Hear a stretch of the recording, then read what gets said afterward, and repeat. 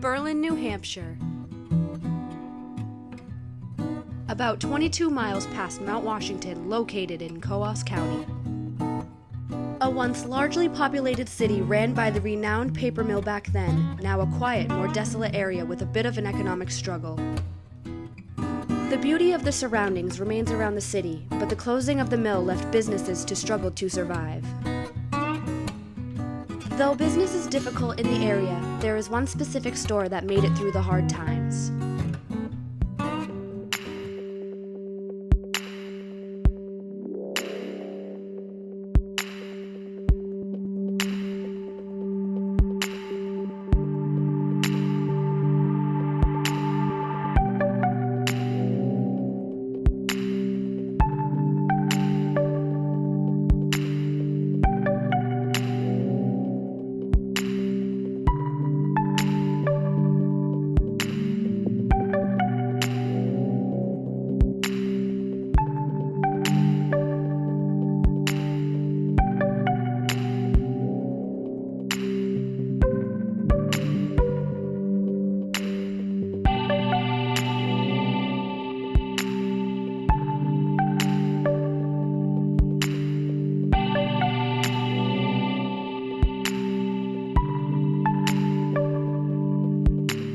I had a lot of friends, and I had a few friends in high school.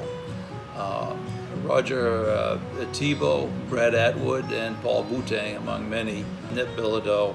Anyway, the first three that I mentioned had started a little head shop, Middle Earth, and it was across the street. I found it interesting because in my college days, I remember going to one of the first head shop. It was headquarters east in Cambridge, and I thought it was funky. And it was the 60s. I was political. I was active in social changes and whatever. And I thought it'd be a neat idea owning a head shop. And so I bought it from them. It took a while, but I bought it from them. And like I said, it was across the street from where I am right now. I moved it to the present location. Actually, we haven't moved in 50 years.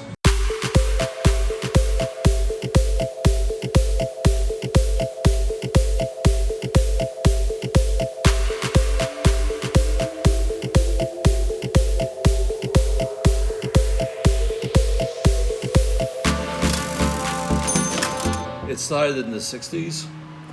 It was a turbulent time. The city was doing well. This was a mill town. It was really busy.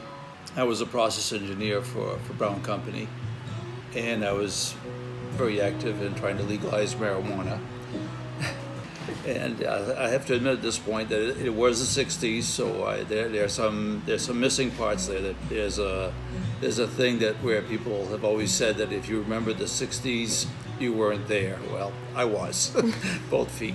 What happened, because I was active, the police had stopped one kid for a traffic offense, and they said, name a drug dealer and we'll let you go, and he named me, and of course they came, and they found the overwhelming amount of $5 worth, and wanted to give me 3 years in jail, but I got 3 years probation. But along with that, I lost my job as a process engineer because it was kind of unknown back then. They thought it was a white powder that you robbed and raped for your next fix.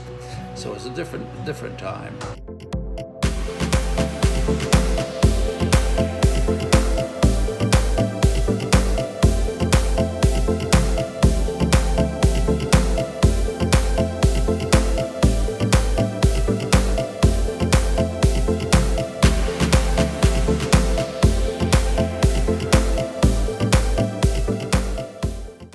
Through some turbulent times where I went to court a number of times because of paraphernalia and whatever. For quite a while it was difficult because of that impression, because that people got because of the busts and the court things. I think they know better now, but back then it wasn't, so it was difficult. But we persisted, we were stubborn. Almost closed down a few times. So it was kind of heady. It was a mixture of politics and a head shop, which just didn't quite fit for most people. So it was like having your feet in both worlds, I guess. But I think it was normal. To me, it was normal. I enjoyed that part. I paid, I think, a personal toll when I think of it. We had a store that was unique and people weren't too sure of at all. I'm sure that, I know that parents told their daughters never to come into our store, probably with good cause. I recognize that now. But we were typical young kids having a good time, and the store was that central locus. So, and it was also a heady time politically and otherwise, and the war and what have you. And there was a lot of division. It was